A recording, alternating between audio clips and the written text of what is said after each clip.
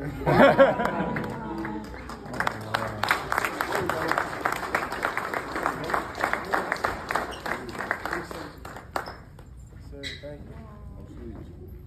I might put sleeves on now.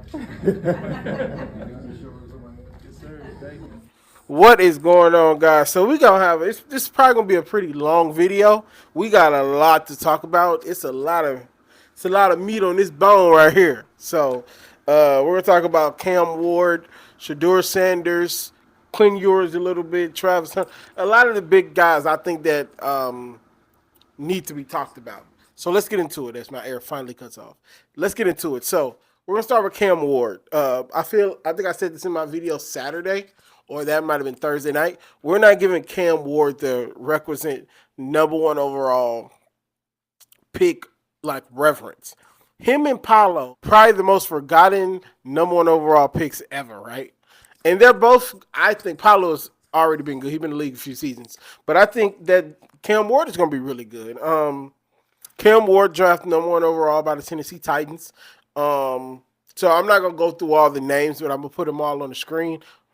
So here are all the Titans draft picks. Now, you can see they went offensive heavy, giving the guys weapons, protecting them, O-line help, wide receiver help, and all of those good things to help your young quarterback. And I love it. And I love the way they're going. They're leaning heavy offense, which you need. If you're going to draft a quarterback #1 overall, and then he gets the seal of approval by the GOAT Warren Moon, you got to support the guy, right? And so the GM, I don't have his name here. I got all the information when I put his name here. I put his face and his name up.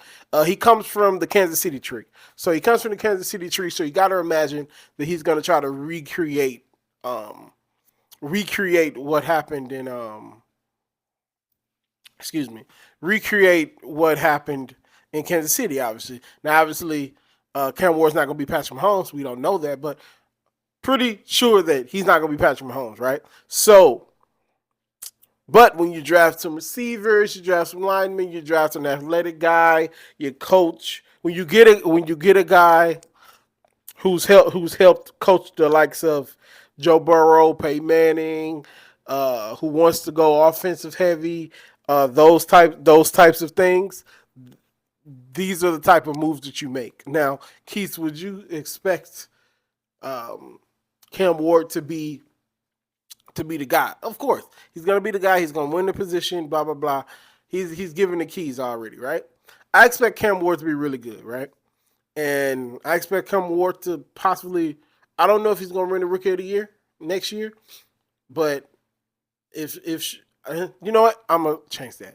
I think he's going to win the Rookie of the Year next year because regardless of what Shedeur does next year, I don't think that they're going to give Shedeur the Rookie of the Year regardless, right? He got to do something crazy like win 13 games, right? So I think Cam Ward's going to come in. He's going to be good. He's going to be supported by a good support system. Now, Brian Callahan, I don't know how good of a coach he is. One of his philosophies, he's really big on teaching. So if he's really big on teaching, then we need to teach. So when you got a talent like Cam, who's worked hard to get where he gets, work is not going to be an issue. He just needs good direction. So I think he'll be good. He's in that division with another one of our guys. He's in a division with C.J. Stroud. So we're gonna get a good look at him because we're gonna see him play 2 games against C.J. And I kind of want to see what Travis Hunter is doing, so I'm going to tune into Jaguars games. So we're going to get a good look at him this year, especially from us. We're going to cover him all season, and I'm looking forward to seeing what Cam Ward will do in the NFL. So before we move on to Shedeur Sanders, I just felt that it was important to start with Cam Ward. I mean, Cam Ward did earn the first-round pick, and he will be playing for the worst team in the league last year. And so I just felt it was important to start with him because I could have did Shedeur first and blew it the whole thing, but I feel like Cam deserved that right to be first in line because he was the first-round pick. And so in the 5th round with the 144th overall pick, we have Shedeur Sanders going to the Browns. And so people are saying Shedeur's been humbled. He shouldn't have had to needed to be humbled, so to speak. Now, if everything is true what they're saying in these meetings, then I don't know. But I have a hard time believing owners and what they say in these meetings and everything. I just think Shador went in there with he probably went in there with confidence. I'm almost positive he went in there with confidence. I don't think he went in there like Dayball said, like he went in there unprepared, and then Dayball thought he was gonna be like, "Oh, I'm sorry." No, I don't think he went in there like that. And with these owners and with these coaches, I literally saw somebody. I think it might have Ian Rappaport talking about Shador made them feel small. You're a head coach of a $1 billion industry, and you let this 22-year-old kid up here talk about you made him. He made you feel small. Or did he make you feel like y'all was on equal footing and you got insecure? So, with that being said, anyway, the Browns passed on him 4 times, and then even when they did pass on him, they drafted Dylan Gabriel. So Jackson Dart, Dylan Gabriel, the other guy that's not going to play much next year. A lot of guys were drafted before Sanders. I think Sanders was the 5th quarterback. Quinn Ewers was the last quarterback, I think. We'll get to that later. But the fact that he was drafted this low is absolutely disrespectful, and the league definitely had an agenda on that. You can believe what you want to believe. You can say what you want to believe. I believe that the league had an agenda on that they did not want this man. 2 things. I think it got to this point. I don't think this was the initial. I don't think this is what the initial thing, right? I think that the league was like, we're not going to draft him because we want to embarrass him and humble him, so to speak. And then it ended up being, oh man, we can just not draft him for ratings. I've never watched day 3 like that. I've always had it on in the background, but I've never actually been intently watching day 3 to see where he get drafted. Like they had Joel Klatt on. I think he was only for the first 2 days, but they had the primetime people still on there for day 3. That don't normally happen. But they did it because they didn't know where Shador was going to get drafted. All the analysts are saying how this is terrible. Mel Kiper was absolutely pissed and said this ain't got nothing to do with football. Like it's so you look at it and you be like, yeah, y'all colluded. Y'all do what the NFL does, right? But all of that is over now. That's water under the bridge, so to speak, because you already know. On here, I have Shador Sanders only gets 1 chance. If Shador Sanders does not work out in Cleveland, I don't expect no other team to pick him up. It's like the Kaepernick thing. If Kaepernick would have kept playing ball really, really well in for the 49ers, they wouldn't have had nothing to say. But because he was hurt and he fell off, they had reason to be like, we can wash our hands with him and never pick him up again and then use his play as an excuse. Cap also could have went to the other leagues and showed out, but that's just what I think. Shador has 1 chance at this. And so we're coming into it with a crowded quarterback room. Dylan Gabriel I named, Shador, Deshaun Watson, Joe Flacco. There we go. Joe Flacco. All these guys are in the same locker room. And I don't think Deshaun is going to play. I don't think Deshaun is going to play this season. I think I said this in my video Saturday that I think Deshaun's career is over. I think he needs to step back. He needs to figure out everything that's going on with him and try this again maybe in a few years. He needs to step back and try to figure out all of the stuff he got going on, right? So, don't think Deshaun's going to play. I don't think Joe Flacco is going to make it through training camp. I think it's going to end up being Dylan Gabriel and Sanders. And I think Sanders is going to beat him out in the preseason. Very early. I think he's going to beat him out very early on in the preseason. And he'll be the starter. I think Sanders will be the starter week 1. If he's not the starter week 1, he'll be the starter by Thanksgiving. Because the locker room already knows who they want to play. The locker room has already picked who they want. So that's what I think. So other than the crowded quarterback room, Dylan Gabriel, all the mess and blah, blah, blah. Where's it? Oh, okay, there we go. Other than all that, he's also coming into a team with a great offensive line, a really good defense. If Sanders plays anything like he can, this could be a serious playoff team. Now, they're not going to win. They're not going to have a home playoff game because they're not going to beat the Ravens. They're not going to win 10, 12 games like the Ravens. I got a lot to say about the Ravens, but the closer we get to the season, we'll talk more about Baltimore. But if they win 10, 11 games, with Shedeur back in the saddle. And it ain't like Shedeur got to play like spectacular. All Shedeur got to do is not mess it up. Not mess it up. That's all Shedeur got to do. Not mess it up and do what he got to do. He had Travis Hunter, the best player in college football last year. He's got him the ball. You see what I'm saying? So this is really, really set up for Shedeur to earn the spot and be a contributor in his first season. Now, do I think he's going to come in and set the world on fire? No, he didn't set the world on fire in college. He was just extremely accurate and picked his spots. He grew up in the NFL offense, so I don't think the verbiage is going to be too much for him. So if Shedeur Sanders was Shedeur Johnson, he would have went first round. So, but yeah, Shedeur will be fine. Shedeur will be fine. He will be fine. He's going to win the spot. He's going to win the spot eventually. And then I'll be sitting here covering every game I'll step it away. NFL. Put them on Hard Knocks, please. We need them in Hard Knocks. And so, quick throwaway. Travis Hunter goes to the Jacksonville Jaguars.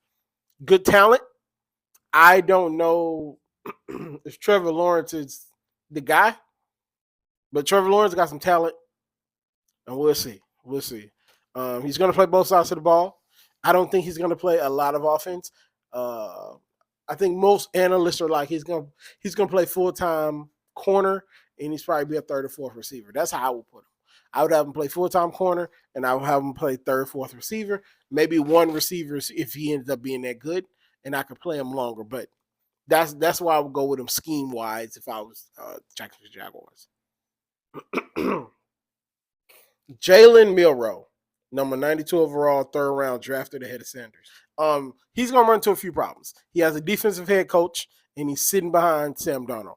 I don't expect him to play this season, but he does have maybe one or two things in his favor. For one, Sam Darnold could get hurt. He's known for getting hurt. I'm looking over. I'm watching the Houston game, the Houston NBA game. Y'all should be watching basketball. It's fire this year. My Lakers not doing much, and then they probably going to lose to the Warriors, but I digress. Or not the Warriors, they're going to lose to the Wolves. But I digress. So, Jalen Milroe has Clint Kubiak, Gary Kubiak's son, who's on the 49ers staff with Brock Purdy. Now, we didn't think much of Brock Purdy when he came in the league. He just came and used his opportunity and got better. You know what I mean?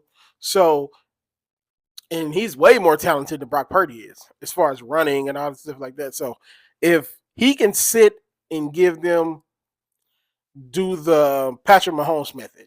If you do the Patrick Mahomes method, where he sits his first year, he don't see the field at all. He see the field in preseason and blowouts, getting his feet wet a little bit. We can look back in a few years and be like, wow, how did we let Jalen Milroe get fall that low? I say that about a lot of these quarterbacks, though. Him, man, Shedeur, blah, blah, blah. We're going to look back and be like, wow, he is just dynamic, right? And so he has a lot of little Lamar in him. I didn't think he had a little Lamar in him because he's bigger, but there's a little Lamar in him, right? He just needs to sit and learn behind NFL guys. I think Jalen Milroe has a chance to be the best player in this draft. He just has to sit and learn. He looks like he has the willingness to be coached. So I think he'll be fine. But I don't expect to hear much from Jalen until year 2 or 3. If he has to play this year, it's not going to look good for him. And hopefully, I don't know Clint Kubiak's, track record or anything. But if he learned at the heels of the Shanahans, he has a lot to say. He'll have a lot to embark on with Jalen Milroe. So hopefully he just don't try to make Jalen into something that he's not. He's not a pocket passer. Don't make him a pocket passer. I'm assuming you have the Kubiak tree, you have the Gary Kubiak tree, 49ers tree, blah, blah, blah. You're going to run the ball. That's just what you are. And who better to lead a running offense than a stocky running quarterback, So I believe it. I believe in Milroe. I think Milroe is going to be really good. So a few throwaways. So I was actually asked to talk about this. The prank calls, right? So Shedeur was prank called, and there was a few other players that was prank called. The DC's the Atlanta defensive coordinator, son, got the numbers to these players because the players get special phones that only the executives have, the NFL executives, so they can call them. didn't know that. That makes a lot of sense, right? This is a breach in security. If this is any other company, they're firing them. But because we know how they go, yep, people that look like me know how this go. Oh, he's a good kid. He made a mistake. And blah, blah, blah. He's 21 years old. He's 21 years old talking about he's a good kid. No, I don't know. I don't. In most companies, that father would be fired. And I don't know, the kid deleted all his social medias as he should have. But to say the kid is a good kid and he made a quote unquote mistake, that's BS. That's BS. Like I don't want to hear that as my air comes out. I don't want to hear that talking about a 21-year-old made a mistake. It's like that swimmer back in the day when he was in that country acting a plumb fool. And they was like, he's a kid, he make mistakes. The dude was almost 30, but he was a white man, so he's a forever kid, right? Ugh. So double standards. Double standards. They should be reprimanded. The league should reprimand them. If Atlanta don't get rid of them, the league should take some draft picks away or something. There has to be something to keep teams from doing this. These are the biggest moments of these kids' lives. And y'all playing with fire like this. Could you imagine waiting for a call to say you got the job, your dream job, and then somebody call you acting like they the dream job and be like, oh, no, you got to wait 2 more weeks. Nobody will want that. So we shouldn't be doing it to these draft picks. I get they're athletes and y'all don't think they have hearts, but this is a security breach, and this is messing with athletes' psyche. Because what you're going to get is athletes not answering the phone and they missing the real call. Like, I hate to hear that. I absolutely hate to hear that. That's my opinion on that. The NFL needs to come down harsh on this. And so the final topic of the video, Quinn Ewers should have stayed in college, transferred, and got the bread. He's going to be making $4 million in his first contract, where he could have been making damn near $4 million a year, give or take, if he just stayed in college and just transferred. But he didn't. He didn't. So he's the backup in the Dolphins. He's the backup in Miami. And now he might see some field, knowing Tua. So yours might see some play this year. You're gonna get more guys staying in school longer. You're gonna get more guys. There was a kid drafted in this draft that was Justin Herbert's backup. He was in high school with Brock Purdy. You're going to see a lot more of that as the years go on and kids start making all this money and they look around and be like, man, why would I leave? It's the same thing in women's college basketball. It's like, why would I leave when I'm making all this money? I'm not gonna make this much money if I go to the pros. So it's just I feel for Quinn Ewers. He gave it all to Texas, even with the Manning family all on his neck. So, but I just wish he worked hard. He deserves more money than he's getting, right? But yeah, so that's all I got for you guys on this Wednesday. I'm gonna be honest with y'all, since y'all at the end of the video, y'all can hear this. I have no idea what we're gonna talk about for the rest of the week. I have no idea what we're talking about next week, but we're gonna figure something out. I'm gonna start a new series. We're gonna review all the Super Bowls. Every black quarterback that has won a Super Bowl, we're gonna go back and look at those. We might look at the ones that they've lost to, because I think obviously Russell Wilson has lost one, Cam has lost one. We're gonna go back and look at all the Super Bowls. But let me know what you guys think about that. Give me some summer topics. Let me know what y'all want me to talk about. Whether it's me, whether it's NFL, whether it's college, let me know what y'all want me to talk about. And I'll see you guys later. Peace.